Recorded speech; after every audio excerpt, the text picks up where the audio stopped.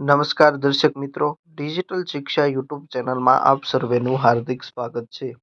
મિત્રો, આજના વિડીયોમાં આપણે વાત કરીશું પ્રધાનમંત્રી આવાસ યોજના ગ્રામીણ 2.0 જે યોજના અમલમાં મૂકવામાં આવી છે તેનો લાભ તમે ઘર બેઠા કેવી રીતે લઈ શકો, તેના માટે કયા કયા ડોક્યુમેન્ટની જરૂર પડે છે, તેમજ તમને મકાન પાકું કરવા માટે કેટલા રૂપિયાની સહાય આપવામાં આવે છે અને ઘર બેઠા જ તમે તેનો લાભ કેવી રીતે લઈ શકો તેના વિશે આપણે આ વિડીયોમાં વાત કરવા જઈ રહ્યા છીએ. સૌપ્રથમ તો આપણે જાણી લઈએ કે આ યોજના શા માટે અમલમાં મૂકવામાં આવી છે. તો તાજેતરમાં કેન્દ્ર સરકાર દ્વારા આગામી 5 વર્ષમાં 2 કરોડ ગ્રામીણ ગરીબ પરિવારોને મકાન પૂરા પાડવા હેતુસર પ્રધાનમંત્રી આવાસ યોજના ગ્રામીણ 2.0 અમલમાં મૂકવામાં આવી છે. તેમજ આ યોજનાનો લાભ મેળવવા માટે સીધો જ લાભાર્થી વ્યક્તિ પાસેથી ડેટા મંગાવી સર્વે પણ શરૂ કરવામાં આવ્યો છે.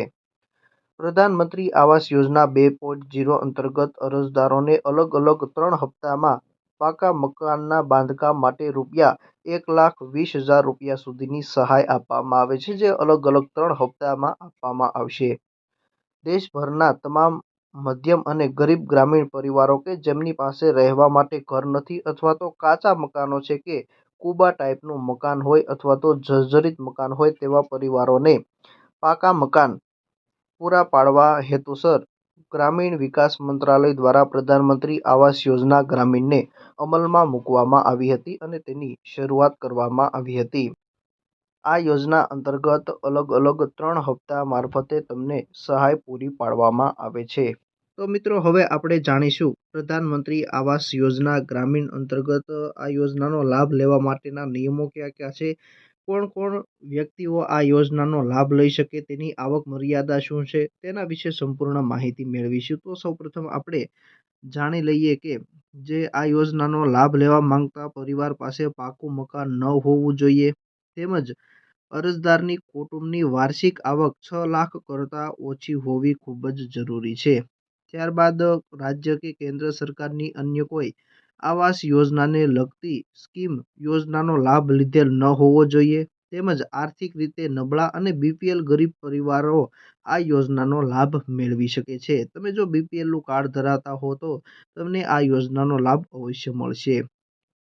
આવકવેરો ભરતા તેમજ ખેતી ઉપયોગી 3 વ્હીલર કે 4 વ્હીલર સાધનો ધરાવતા તેમજ 2.5 એકર કરતાં વધુ જમીન ધરાવતા પરિવારોમાંથી કોઈ પણ સભ્યની આવક રૂપિયા 15,000 કરતાં વધુ હોય તેવા વ્યક્તિઓ આ યોજનાનો લાભ લઈ શકતા નથી. તો હવે આપણે જાણીશું આ યોજનાનો લાભ લેવા માટે કયા કયા ડોક્યુમેન્ટની છે તે જરૂરિયાત રહેતી હોય છે. તો સૌપ્રથમ લાભાર્થી છે તેની પાસે રાશન કાર્ડ હોવું ખૂબ જ જરૂરી છે, તમામ સભ્યોના નામ સાથેનું, તેમજ વાર્ષિક આવકનો દાખલો, જાતિનું પ્રમાણપત્ર, કુટુંબના તમામ સભ્યોના આધાર કાર્ડ, તેમજ મનરેગા યોજના અંતર્ગત જે જોબ કાર્ડ આપવામાં આવે છે તે જોબ કાર્ડ, પાસબુક તેમજ વગેરે જે છે તે જરૂરી ડોક્યુમેન્ટ રહેલા છે.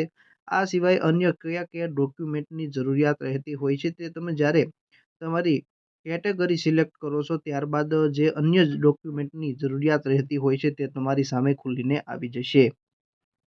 તો મિત્રો, હવે આપણે જાણીશું કે આ યોજનાનો લાભ લેવા માટે તમે ઘર બેઠા ઓનલાઈન અરજી કેવી રીતે કરી શકો.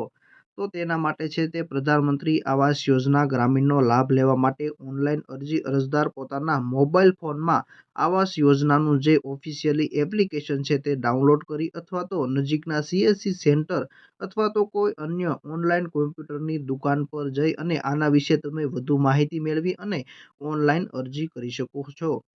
ત્યારબાદ મિત્રો, અમે પણ અમારી ડિજિટલ શિક્ષા યુટ્યુબ ચેનલ પર આ અંગે ઓનલાઈન અરજી તમે ઘર બેઠા કેવી રીતે કરી શકો તેનો અલગથી વિડીયો અપલોડ કરવાના છીએ, તો અમારી ચેનલને અવશ્ય સબસ્ક્રાઈબ કરી રાખજો.